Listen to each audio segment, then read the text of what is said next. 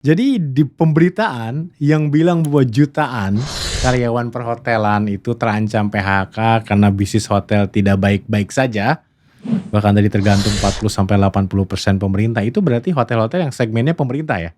Rata-rata iya, pasti. Rata-rata. Saya jamin iya. Oke. Di grup kami misalnya, grup kami ada 86 hotel, kita nggak ada PHK sama sekali tuh. Nggak ada ya? Satu pun nggak ada kita PHK, Oke. satu orang pun nggak ada PHK. Tadi karyawan nggak usah khawatir ya? Nggak usah khawatir Di Pak, perhotelan ya? nggak usah khawatir karena tinggal mereka meningkatkan kapasitas dan kapabilitas mereka terhadap Oke. ilmu-ilmu baru, Hmm. udah aman sih Pak. Hmm. Tahun 2025 ini kita masih akan buka sekitar 15 hotel lagi. Bicara Profesi. Jumpa lagi di Bicara Profesi. Tamu kali ini saya sengaja datangkan lagi nih untuk mengklarifikasi beberapa hal. Beliau adalah Pak Diki Sumarsono, founder dan CEO Azana Hospitality. Halo Pak. Halo Pak Dede, ketemu lagi kita nih. Iya, ketemu lagi. Kalau saya ingin nanya sesuatu tentang perhotelan pasti undang Pak Diki. Siap, Valid apa sih jawabannya? siap Pak. Pak, kondisi perhotelan di Indonesia katanya gawat darurat, gimana ceritanya Pak? Ya, jadi kalau menurut saya, karena kebetulan kami Azana kan mengelola total 86 hotel di seluruh Indonesia. Jadi dari 86 itu hanya ada sekitar 7 hotel Pak yang secara bisnis memang belum bagus, jujur aja ya. Nah, tapi memang itu dikarenakan sejak Januari, Februari, Maret adalah low season di tahun ini. Oke. Januari, Februari low season, ditambah Maret kan bulan puasa. Dia otomatis hotel drop memang. Nah, kalau dibilang gawat menurut saya sih terlalu menyederhanakan persoalan. Karena gawat itu bagi hotel yang memang terlalu bergantung pada market pemerintah, terlalu besar porsinya. Itu pasti akan terkena dampak. Oke. Saya akuin memang kalau dibilang apakah berdampak pada bisnis hotel, iya pasti berdampak. Jadi saya juga nggak pungkiri pasti berdampak. Tapi berdampaknya tidak segawat yang diberitakan. Iya, Kira-kira begitu. dan katanya jutaan karyawan hotel terancam PHK. Ini harus khawatir nggak sih Pak? Teman-teman yang sedang kerja di hotel nih, perhotelan dan bisnis terkait terutama. Kalau menurut saya justru ini adalah merupakan momentum ya Pak Dede. Momentum untuk hotelier atau karyawan hotel itu untuk beradaptasi dan juga melakukan upskilling dan reskilling. Karena mereka sekarang udah nggak bisa lagi nih hanya sekedar memberikan pelayanan yang bagus di hotelnya. Karena itu saja belum cukup ternyata. Jadi mereka juga harus belajar menjadi konten kreator karena hotel kan menjadi ladangnya konten juga. Bagaimana bisa, karena kalau kita bicara misalnya sosial medianya hotel tuh adalah lobby online-nya hotel tuh. Jadi sebelum orang datang ke lobby, orang datang dulu ke sosial medianya hotel kan gitu. Nah, jadi itu harus juga diperhatikan. Jadi karyawan hotel harus satu beradaptasi. Dua, dia harus melakukan upskilling dan reskilling. Nah, kemudian yang ketiga, dia juga harus meningkatkan kapasitasnya nih Pak. Karena dunianya sekarang udah beda. Jualan hotel sekarang cara jualannya beda. Hotelnya masih sama tapi cara jualannya udah beda dengan dulu. Makanya yang kena dampak tadi udah pasti nggak mengikuti atau nggak adaptasi dengan cara main yang baru. Gitu. Oke, sebelum kita bongkar cara main yang baru nih Pak, sebetulnya memang signifikan banget nggak sih Pak? Katanya 40-80% memang tergantung sama acara-acaranya pemerintah. Dan kalau diketatkan itu kan berarti terdampak. Artinya untuk seluruh hotel atau gimana? Kalau dibilang 40-80%, iya mungkin saja betul. Tapi bagi hotel-hotel yang memang sejak awal mereka memporsikan atau mensegmenkan 40-80% porsi government atau pasar pemerintahnya sampai sebesar itu. Oke.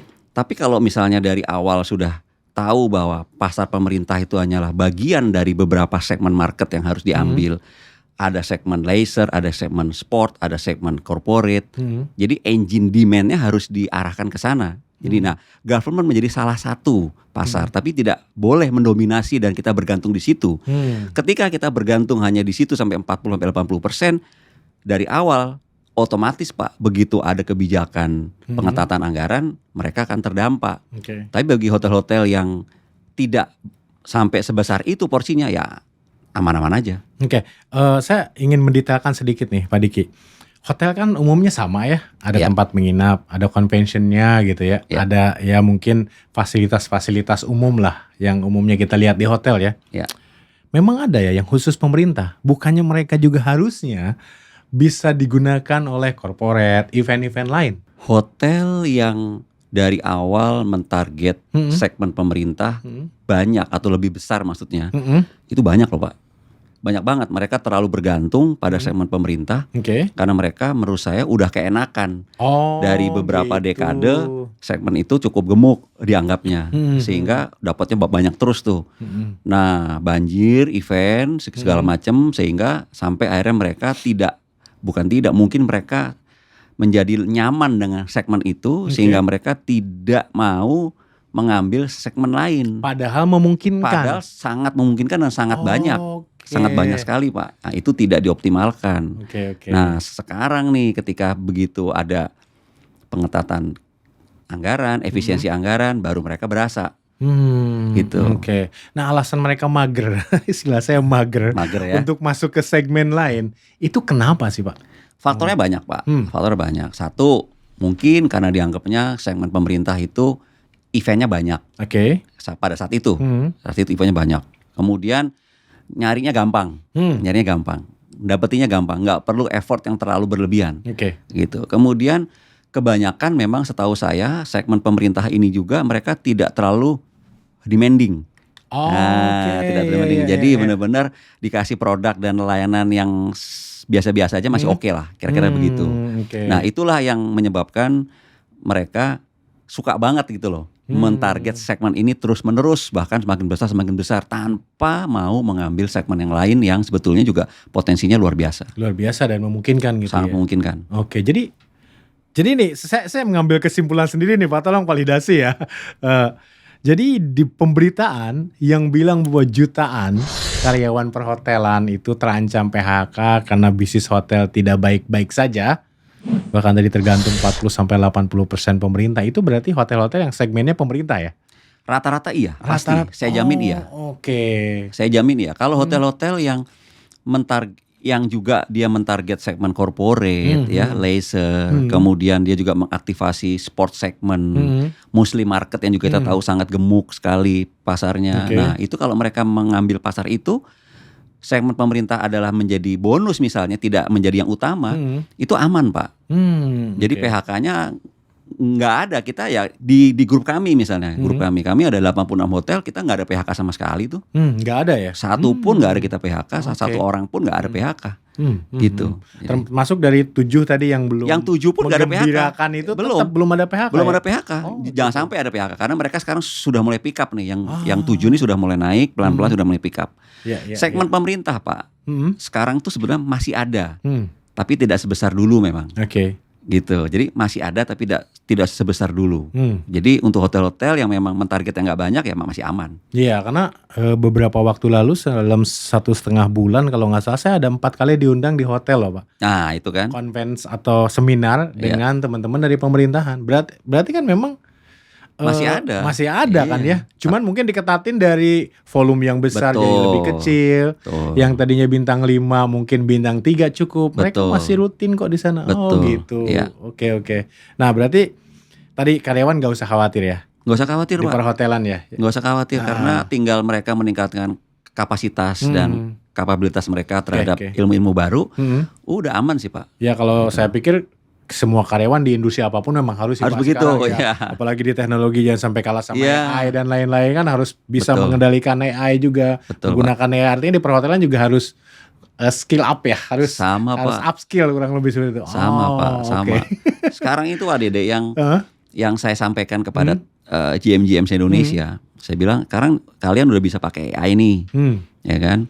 Udah apa-apa gampang deh. Tapi yang paling penting harus kalian asah sekarang adalah bagaimana kalian bisa menggunakan AI dengan baik, yaitu mengasah keterampilan promnya, saya bilang. Iya, Karena betul. promnya tuh yang penting. Iya. Coba deh asah promnya, karena disitulah kalian bisa dapet segala macam tuh. Iya, Sampai ke strategi, sampai sampai ke market ada di mana tuh ada di prom. Cara prom kalian aja ya. Iya. Belajar prom sekarang jadi Pak. Yang Belajar paling prom penting ya? Pak. Iya. Kalau di hotel ya gitu kira-kira. Iya, oke. Karena di industri lain pun begitu kita tidak belajar ya tergantikan. Iya. Jadi Setuju. begitu karyawan hotel di level manapun bintang sampai bintang 5 pun ya tetap aja kan. Iya. Apalagi kalau nggak salah sekarang hotel tuh nggak spesifik kalau doorman aja gitu. Enggak. Kalau apa namanya resepsionis aja gitu, Betul. nggak spesifik khusus job desk itu aja ya Pak ya. Betul. Oke, kalau gitu saya tanya Pak Diki deh, gimana sih apa namanya model bisnis baru perhotelan ini yang mungkin kalau hotel-hotel jadul tadi apalagi Iya. saya istilahnya jadul ya, yang mainnya hanya di segmen tertentu seperti pemerintah begitu kena pangkas habis gitu ya teriak-teriak. Nah sebenarnya gimana sih sekarang cara mainnya di perhotelan itu gimana Pak? Yang jelas yang pertama ya Pak ya, Hmm? mereka semua nggak bisa lagi hanya expert di satu bidang gitu, atau katakanlah menjadi expert spesialis. Mereka harus bisa menjadi expert generalis. Oke. Yang tadi Pak Dede sampaikan. Jadi seorang resepsionis juga harus ngerti IT, harus ngerti sosial media, Oke. harus ngerti juga kasir karena dia juga menerima pembayaran dari situ. Ketika ada telepon juga harus diangkat dengan nada yang sangat ramah dan helpful segala macam. Nah, jadi harus tahu semua, Pak. Begitu juga dengan yang ada di back office nih, yang ada di back office kayak yang ada di marketing juga harus ngerti accounting, harus ngerti manajemen, harus ngerti tentang makanan minuman juga. Jadi nggak hanya jualan doang, tapi dia harus menguasai semua tuh. Gitu. Jadi itu memang harus multifungsi Pak sekarang. Oke. Nah, terus yang kedua itu tadi yang pertama. Yang kedua sekarang cara mainnya gini. Kalau dulu kan dianggapnya bahwa satu-satunya platform yang bisa membantu menjualkan kamar itu hanya platform OTA, Ya. online travel agent misalnya. Padahal kan nggak hanya itu, ya kan? Jadi sekarang bisa lewat direct booking yang dimiliki oleh hotel. Nah sekarang pertanyaannya hotel udah punya belum? Atau kalau udah punya katakanlah aktif nggak? Kalau aktif katakanlah dia bisa optimal nggak katakanlah. Nah itu kan harus kita cek dulu nih booking engine-nya hotel. Ya. Gitu, seaktif apa? Kemudian senyaman apa customer journey-nya dari look, book, pay yang dipakai oleh customer tuh sama dengan ketika customer booking lewat OTA. Experience-nya harus minimal mirip-mirip gitu ya. harus minimal mirip-mirip. Nah itu juga berpotensi besar. Itu, nah itu cara main juga yang harus dipahami Pak. Itu karena gede Pak jumlahnya Pak, besar sekali Pak. Kalau nggak gede ya kita lihatlah perusahaan-perusahaan OTA kan luar biasa tuh Pak, udah menjadi dekakon semua sekarang dari Indonesia. Betul, karena betul. itu tadi jumlahnya. Karena, nah ini juga menarik Pak Dede. Beberapa perusahaan OTA, saya nggak usah sebut lah namanya ya, yang saya tanyakan nih Pak, yang besar-besar Pak, yang sudah dekakon sama unicorn, dan perusahaan travel agent yang wholesale, itu mereka bilang justru di tahun 2025 revenue mereka dan bookingan mereka meningkat Pak dibanding 2024 di kuartal pertama. Itu Gitu meningkat. Iya dibanding 2024. Artinya ada potensi di situ. Nah, berarti kan yang harus kita pahami lewatnya sekarang mana nih? Iya. Gitu lewatnya banyak jalurnya. Ada juga yang mau pesan hotel lewatnya dia ngelihatnya TikToknya dulu Pak. TikTok dulu betul. Saya juga Ya, sering banget tuh makanya. ngeliat dan menarik loh. Menarik kan Pak? Begitu ngeliat TikTok menarik baru lihat dia booking, dia DM dulu pertama gitu. Jadi jalurnya banyak sekarang Pak Oke. gitu loh. Channelnya banyak. Nah, itu cara main yang harus juga dipahami oleh orang hotel. Oke. Gitu. Nah kalau Azana Hospitality sendiri punya OTA sendiri.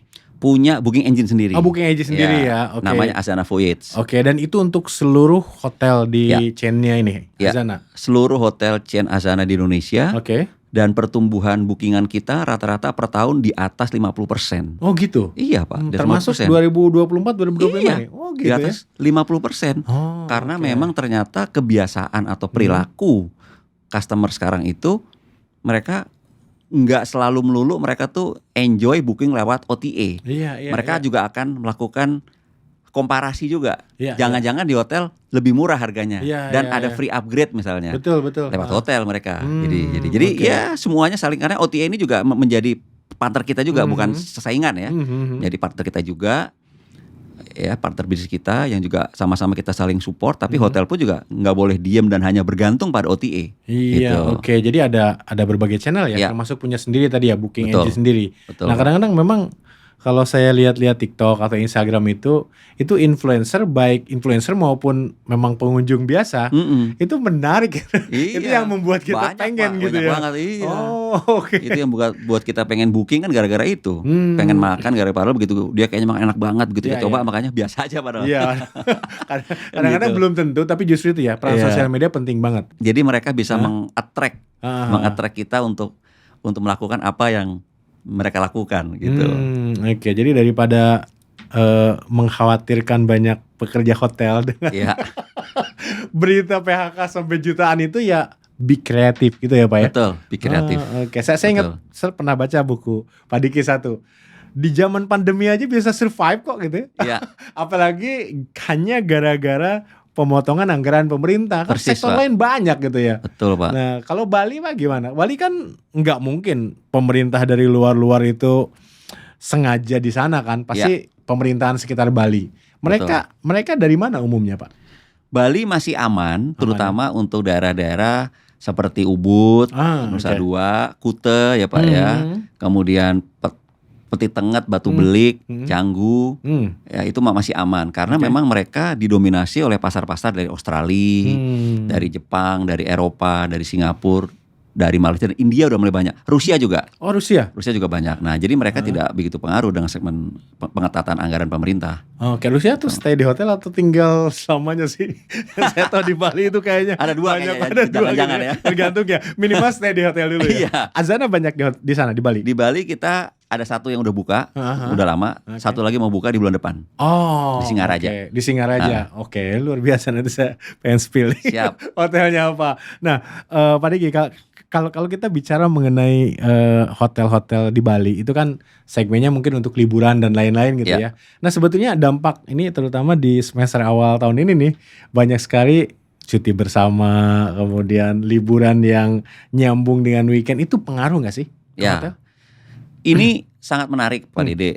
Itu bisa dibilang berpotensi sangat besar, tapi juga bukan jaminan Pak. Nanti takutnya kalau itu dipakai sebagai jaminan sama kayak yang ini nanti nih. Oh, iya, Terlalu iya. mengandalkan segmen itu, nggak mau gerak yang lain. Oke. Nah, jadi itu sangat berpotensi dan sangat membantu sekali Pak. Karena saya cek rata-rata memang orang Indonesia ini setelah pasca pandemi itu lebih hobi liburan sekarang.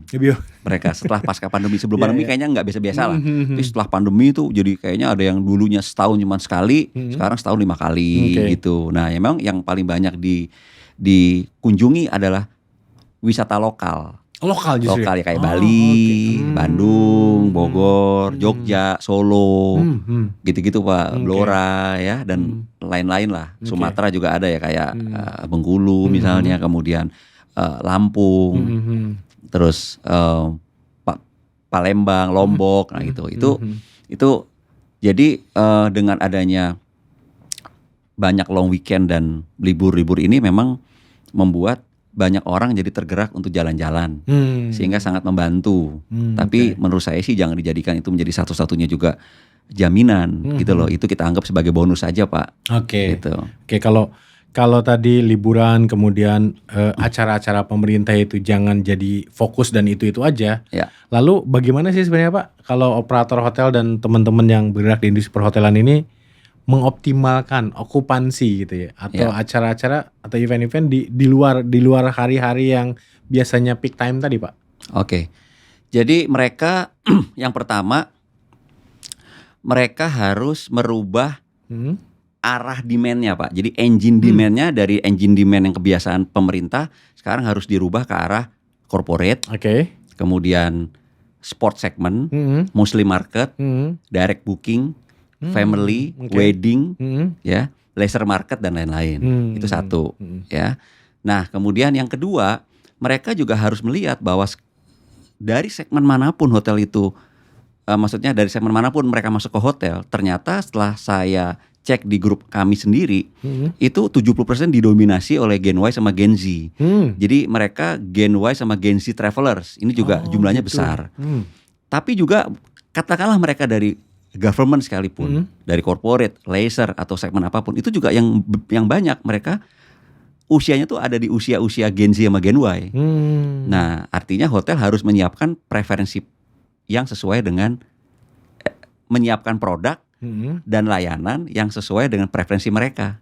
Oke. Nah, yang jadi masalah kalau produknya udah nggak sesuai dengan preferensi mereka, udah jadul, kemudian cara bookingnya juga udah nggak sesuai dengan otomatis kalau nggak dipakai hotelnya gitu loh. Gen Z sama Gen Y pilih ke hotel-hotel yang memang sesuai dengan preferensi mereka dan nyaman buat mereka, nyaman cara bookingnya, nyaman cara bayarnya, nyaman juga ketika mereka ada di sana, gitu. Nah itu cara yang kedua. Nah kemudian yang ketiga ya hotel sendiri harus melakukan reposisi Pak. Sekarang Pak ya kan, selain dia harus adaptasi, dia juga harus reposisi.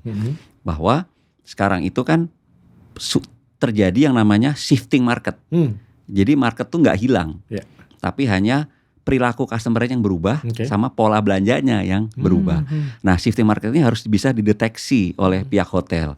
Mereka perilakunya apa, kebiasaannya apa, pola belanjanya kira-kira di permainan yang seperti apa. Nah ini harus dianalisa, kemudian kita bikin paketnya, kita bikin toolsnya untuk dipromosikan lewat semua media yang akhirnya bisa ditangkap oleh mereka. Gitu Pak Dede. Oke, ini agak repot ya bagi hotel-hotel yang memang self-manage ya. Iya. Self-manage tanpa ada chain tadi yang bisa memahami agak repot.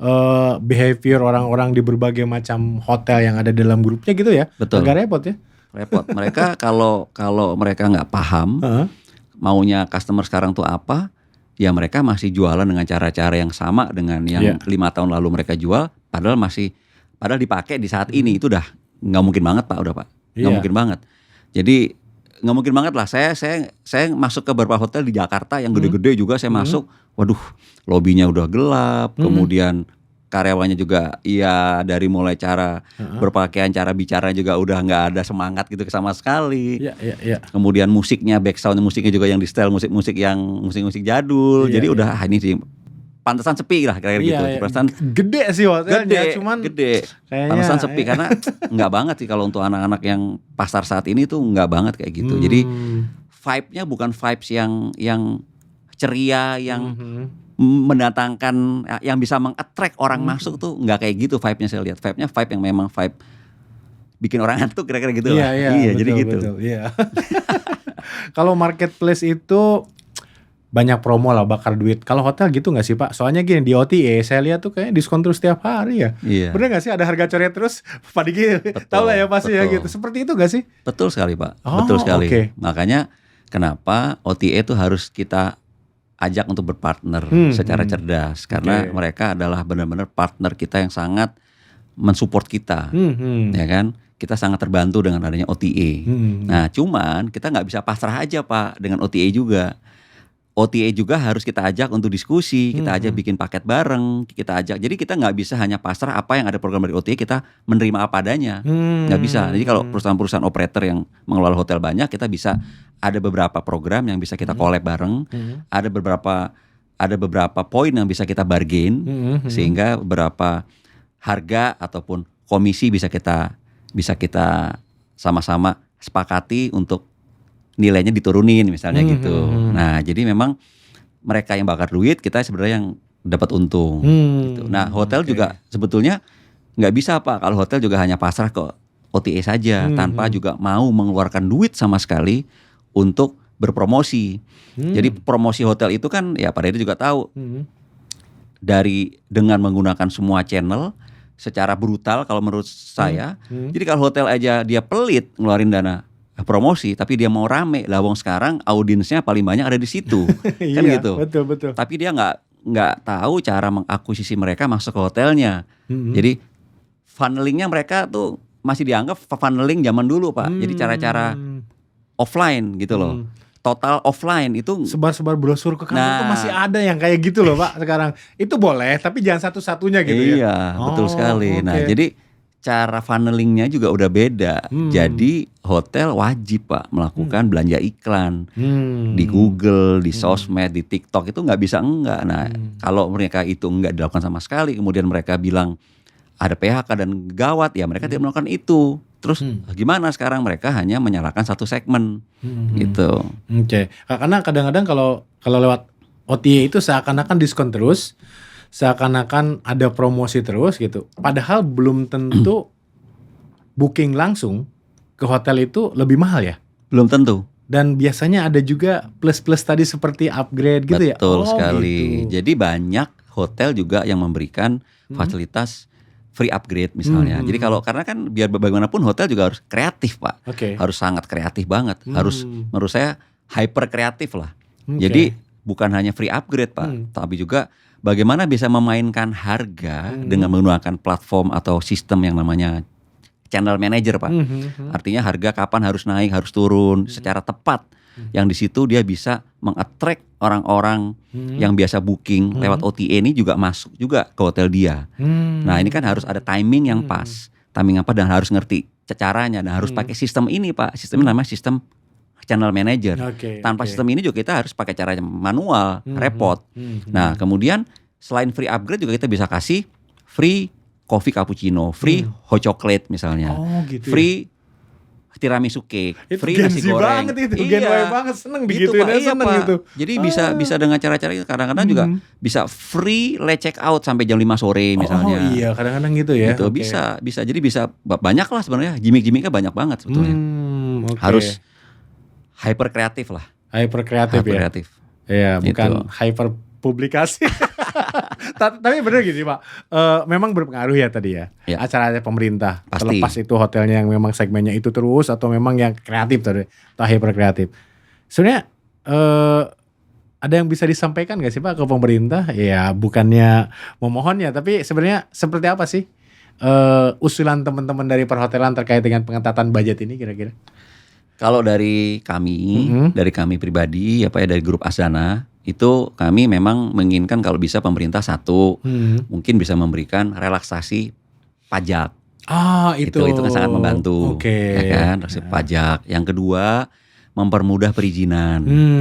Itu juga sangat membantu sekali. Oke.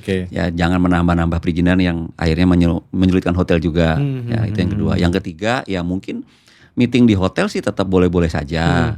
Tetap aja, karena kan kalau nggak meeting di hotel, pemerintah mau meeting di mana juga, orang segitu banyak. Iya, betul. Kementerian segitu banyak.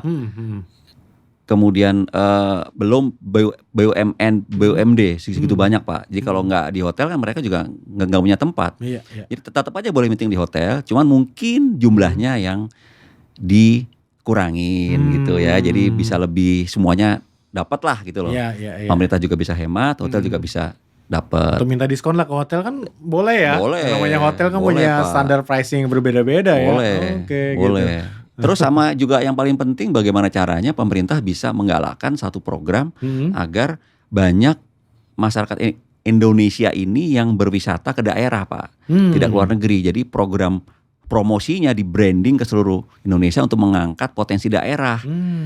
Karena contoh Blora misalnya. Blora ini kota di Jawa Tengah yang sebetulnya punya keindahan cukup banyak, Pak. Punya potensi alam cukup banyak sekali. Oke. Punya wisata kuliner cukup enak, Pak Dede. Sate Blora tuh enak banget, Pak. Oke. Kemudian dia punya goa yang juga cukup ikonik, bagus juga, sangat instagramable, sangat instagenik. Kemudian punya beberapa tempat-tempat wisata yang juga bagus, ada hutan dan lain-lain. Nah, ini kan perlu. Jadi oke, misalnya ini programnya pemerintah itu ada pengurangan secara budget, tapi juga dialihkan ke yang juga membantu pemerintah daerah ini bisa dikunjungi gitu loh, Pak. Jadi jangan dihemat total sehingga pemerintah nggak gerak sama sekali sehingga daerah juga jadi korban misalnya gitu. Iya. Jadi oke, boleh dihemat tapi juga alokasinya diberikan dong untuk promosi wisata, promosi pariwisata di daerah gitu. Oke, jadi tidak harus tadi dibolehin atau anggarannya di loss lagi ya, tapi tadi ada relaksasi pajak, perizinan, kemudian mempromosikan promosikan potensi daerah, daerah, dan itu ada hotel-hotel juga di sekitar sana ya. banyak, Pak, banyak. Jadi biar pada hidup juga Iya. semuanya. Terus sama mungkin juga mempermudah akses ya, Pak ya, akses yang selama ini sulit dijangkau mungkin. Kita mau ke sana tapi nggak ada kereta nih misalnya. Nah mungkin itu juga bisa dibikinin jalur kereta atau apalah misalnya. Kalau pesawat mungkin agak sulit bikin bandara yang mahal secara investasi. Tapi kalau kereta atau jalan lah mungkin yang itu juga bisa menjadi solusi. Tapi kalau menurut saya meeting di hotel tetap harusnya sih boleh-boleh aja. Cuman jumlahnya aja, Pak, yang bisa diatur lah kira-kira gitu. Jadi tidak terlalu besar ya, tidak big group gitu ya.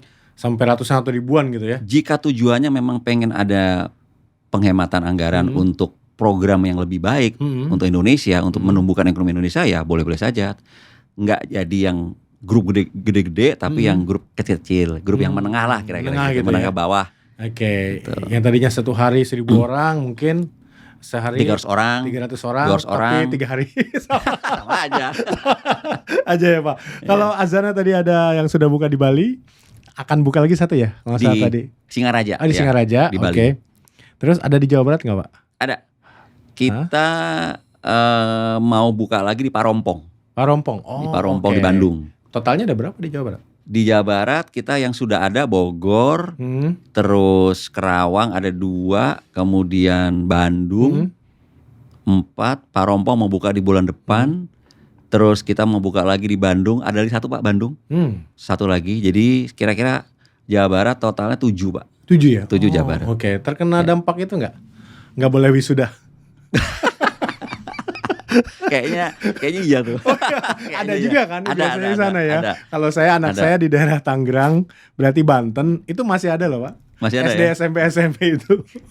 Tapi wisuda yang swasta kan masih boleh. Oh masih itu negeri ya nggak boleh ya? Setahu saya sih negeri. Kalau yang swasta oke. sih, apalagi yang kampus-kampus akademi universitas sih kayaknya boleh ya. Itu kan haknya dia Pak, orang swasta dia. LPK juga kalau wisuda masih Pak, masih. Masih ya? LPK masih di hotel. Oh masih di hotel. Wisuda ya? masih di hotel. Iya, oke. Ya. LPK itu kalau wisuda mungkin muridnya hanya 100, tapi orang tua murid sama ini bawanya 200, udah 300 orang Pak. Iya. Itu juga segmen juga Pak yang cukup gemuk, perlu digarap itu. Iya kan. Banyak Pak. Karena nggak mungkin mereka kecil nggak punya aula juga kan kadang-kadang Nggak punya. atau aula juga nggak keren gitu Nggak pada punya. saat pakai kamera atau video untuk wisuda gitu akhirnya di Iya, hotel kan gitu di hotel, pasti di hotel. LPK, Poltek, beberapa kampus-kampus yang memang wisuda, yang kampus-kampus swasta, kalau wisuda biasanya sih di hotel. Setahu saya di hotel. Oke. Nah kalau Azana hotel-hotelnya kebanyakan di segmen apa Pak? Bintang berapa? Kalau yang dulu kita memang banyak di hotel budget. Tapi setelah tahun 2022 sampai sekarang ini kita banyak di hotel bintang 4 Pak yang mau buka. Kita juga bersyukur nih Pak. Jadi tahun 2025 ini kita masih akan buka sekitar 15 hotel lagi. 15 hotel? 15 hotel lagi. Waduh, berarti judul dari video ini kayaknya nggak relevan nih kayaknya. Justru ada hotel yang mau buka sampai 15 di tahun 15 ini. lagi. Azana. Azana. Oke, luar biasa Azana. ya. Oke. Ya, jadi ada di Jakarta ada lagi, di Serpong ada, di Timika ada, di Bali ada, di Lampung bulan depan kita buka di Lampung. Kemudian di Palembang kita ada lagi. Terus kita banyak Pak. Banyak kita. 15 banyak lagi. ya. Solo juga ada. Solo juga ada. Solo juga ada. Perizinannya aman Solo. Perizinannya aman. Aman ya. Aman. Orang asal Pak Diki sendiri ya. Udah aman lah di sana. Aman. Pak Diki kalau Azana itu berarti kan operator ya? Ya. Operator. Tapi ada hotel juga milik Azana ya? Ada ya? Ada. Nah kalau operator itu sistemnya gimana sih Pak? Bagi hasil kah atau gimana? Iya, kalau di operator sistemnya adalah bagi hasil. Biasanya dari hasil revenue itu operator ngambil dari net revenue, ngambil ada yang mulai dari 3% sampai 8% dari net revenue. Oke. Plus ada lagi yang ngambil dari laba kotor, itu juga mulai dari 3% sampai 10%. Oke. Ada yang kayak gitu juga. Nah, terus di luar itu juga kita punya revenue stream kan. Selain itu ada juga kita secara amenities sama guest plus harus ngambil dari operator. Oh, Gitu. operator Sampo, sabun, operator yang supply itu. Oke. Gitu. Nah, itu kan juga salah satu revenue stream. Kemudian ada lagi dari booking engine tadi. Booking engine. Kalau lewat OTA misalnya dapat potongan atau harus kita dipotong sekitar 20%-an lebih. Hotelnya gitu ya? Dari harga jual ya. Kalau dengan booking engine-nya si operator, misalnya Azana ya, itu Azana Voyage kita hanya potong 8%. Oh 8%. 8% saja. Oh, ini Nah, lebih hemat ya. Artinya ada channel lain gitu ya. Banyak, Selain Pak. OTA gitu ya. Banyak. Oh oke. Nah berarti ada satu website atau URL tertentu gitu Ya. untuk booking Betul. semua hotel chain Azana gitu ya? Pakai website bisa, pakai apps juga bisa. Jadi Jadi pakai iOS sama pakai Play Store. Bisa. Pak, tadi Pak Diki sempat sampaikan wisata Blora ya. Ya. Spill dong Pak, wisata-wisata apalagi yang ada azananya nih yang kayaknya hidden gem atau apa gitu ya. Boleh disampaikan? Hidden gemnya memang cukup banyak sebetulnya Pak. Banyak Setelah ya? saya lihat Blora sendiri itu luar biasa Pak. Oh, oke. Jadi Blora tuh bagus banget dan makanan juga enak-enak. Di sana ada hotel Azana Resort kebetulan. Oke. Nah selain di Blora yang juga memang wajib dikunjungi beberapa tempat yang juga banyak hidden gemnya antara lain Purbalingga. Purbalingga, Purbalingga. kayaknya jarang menjadi pilihan. Jarang menjadi pilihan. Yang kepikiran saya juga sih itu. Oh, gitu, Iya, Purbalingga Purbalingga bagus Pak, ya? bagus Pak di sana Pak. Purbalingga juga bagus di sana. Kemudian ada lagi di selain Purbalingga Tulung Agung. Tulung Agung. Tulung Agung juga bagus.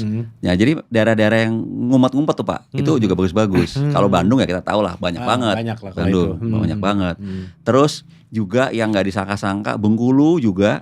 Bengkulu juga ternyata daerahnya juga bagus Pak, pantainya juga bagus, kemudian ada hutan juga di sana, ya kan, ada perkebunan kopi juga di sana, dan di sana hotel juga masih jarang gitu loh Pak. Kebetulan Azana ada satu di sana udah, ini mau buka lagi satu, jadi mau 2 di sana. Oke. Jadi potensinya juga sangat bagus, jadi bagi wisatawan yang mau jalan-jalan, jadi nggak cuman yang itu aja nih. Nggak cuman Bandung, nggak cuman Jogja, nggak cuman Bali, nggak cuman Lombok. Nah ternyata banyak Pak daerah lain Pak. Lampung juga bagus. Lampung juga bagus Bagus ya? Pak, Lampung Pak. Lampung oke. itu bahkan di dekat pantai itu baru dibangun hotel bintang 5 di sana Pak. Bintang 5 yang cukup oke banget tuh di sana. Di Lampung, dan hotel di Lampung bagus-bagus. Dan secara bisnis pun juga bagus-bagus.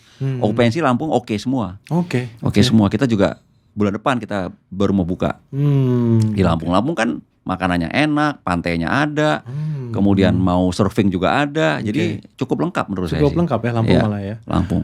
Oke, kalau IKN Nah, wisata mistis kan nggak jadi ke sana, berarti kan belum, nggak tahu ya. Belum kali ya. Depending belum kali ya. Depending kali ya. Gimana Pak kondisi perhotelan di sana? Kan saya tahu udah ada beberapa dong. Gitu Udah ya. ada beberapa. Nah, gimana Pak? Kalau secara hotel bisnis di sana, itu memang ramenya hanya certain period saja. Jadi hanya hari-hari tertentu aja Pak, tapi nggak tiap hari. Nggak tiap hari. Nggak tiap ya? hari, mungkin belum. Mungkin belum ya, masih menunggu lah.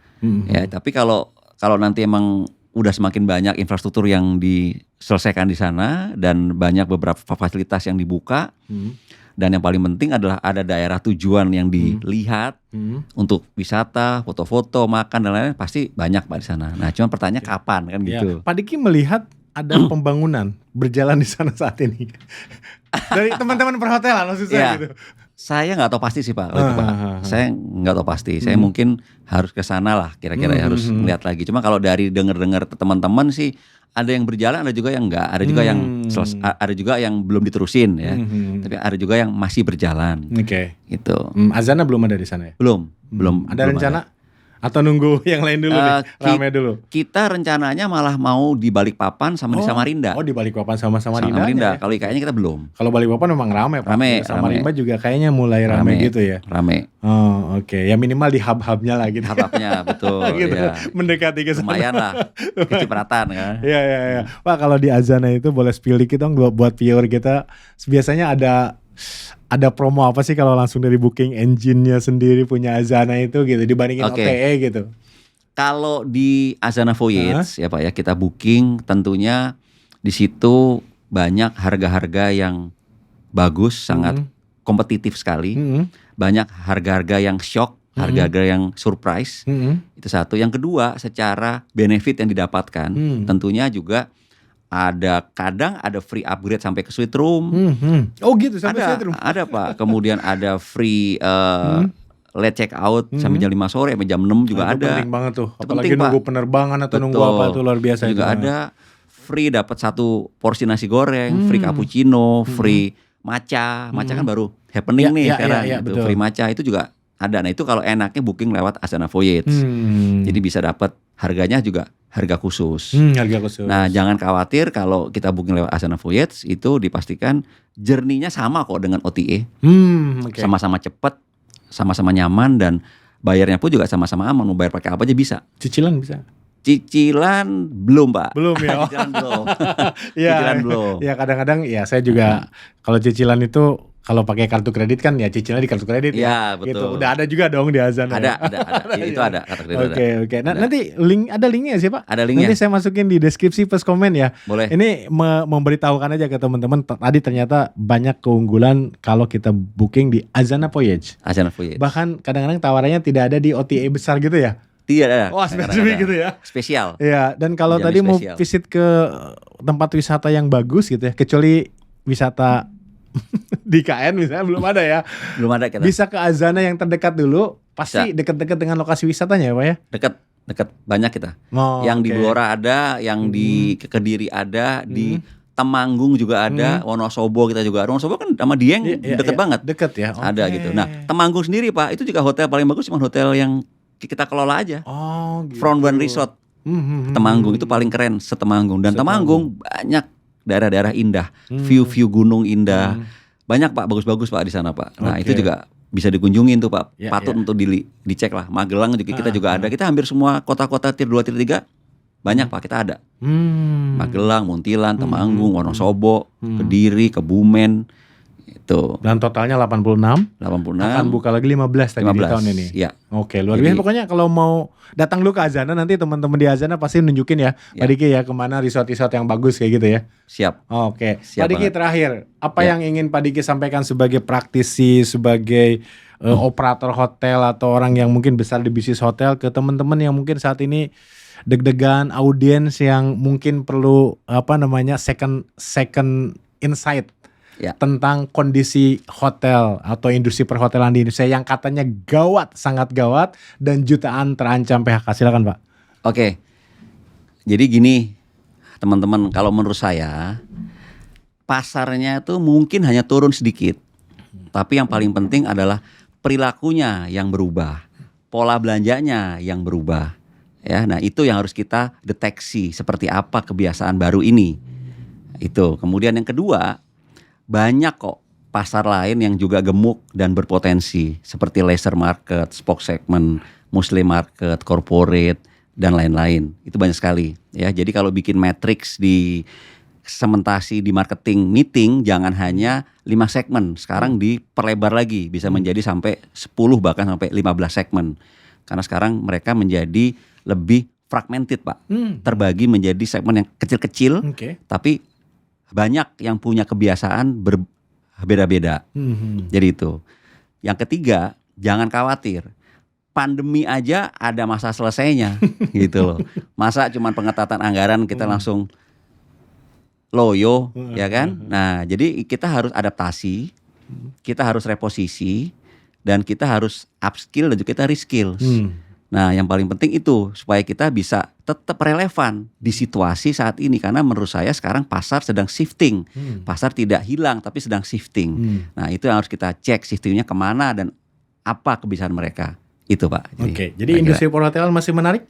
sangat menarik. Sangat menarik. Sangat ya? menarik. Oke, Sangat luar biasa menarik. bagi teman-teman yang ingin bangun hotel, ingin investasi di bisnis hotel, ingin cari operator, ya mungkin nanti bisa kontak Pak Diki ya. Siap. Gitu, bisa dibantu minimal dikasih penjelasan atau insight yang lebih luas lah dibandingkan dengan ya narasi-narasi yang kurang pas atau negatif yang mengkhawatirkan kita, apalagi kan Bank Dunia baru merilis standar kemiskinan itu dinaikin. Jadi Indonesia jadi negara yang ratusan juta sekarang miskinnya gitu ya. Oh, gitu ya? Iya, betul. Baru rilis belum lama ini. Gawat. Jadi sekitar 134.000 per hari per orang itu masih oke. Di garis banget kemiskinan. Jadi kalau penghasilan di bawah itu sudah di bawah Bahaya ya. garis kemiskinan. Artinya negara miskin ya. Itu kan narasi yang dibuat karena standarnya naik. Tapi industri perhotelan baik-baik saja gitu Pak ya. Oke. Kita harus tetap adaptasi Tetap supaya adaptasi. baik-baik saja. Karena tadi marketnya shifting ya. Ya, Bukan hilang, bukan hilang, tapi shifting. tapi shifting. Oke, luar biasa Pak Diki. Makasih Terima untuk kasih, Pak memberikan Diki. insight kita terkait dengan industri perhotelan. Semoga industri perhotelan dan pariwisata Indonesia terus maju. Sampai ketemu di segmen lainnya.